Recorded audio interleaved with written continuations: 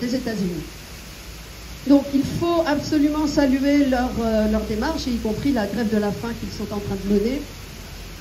Il faut demander à M. Macron, M. Barrot qui s'est disqualifié, mais totalement, quand il a su que nos deux camarades députés étaient partantes pour ce voyage. Il a fait donc une déclaration publique disant que c'était irresponsable, de la provocation, etc. Donc moi je trouve qu'il aurait dû démissionner après une déclaration de ce genre. Mais enfin bon, il est toujours là, pas surprenant non plus. Et il faut absolument leur écrire, leur téléphoner. Sur le site de la FPS, vous trouverez des coordonnées pour le faire. Et puis on peut vous en fournir aussi.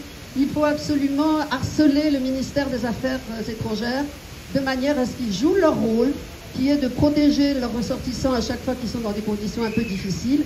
Et bon, ils l'ont fait dans la mesure où le consul de France a été voir nos camarades français, de même que les autres consuls, hein, c'est ce qu'ils font dans les 48 heures.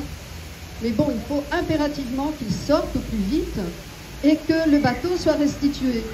Parce que j'avais tout à l'heure une interview avec le journal Libération qui me disait, mais les Israéliens ont dit qu'ils allaient donner, ils allaient remettre la cargaison aux Palestiniens. Et vous plaisantez ou quoi? Jamais.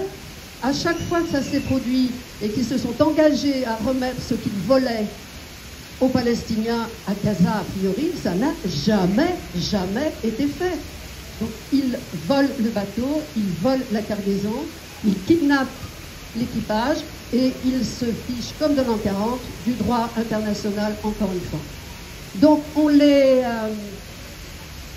sollicite, on les harcèle, il faut qu'ils fassent leur travail et que nos camarades reviennent au plus vite.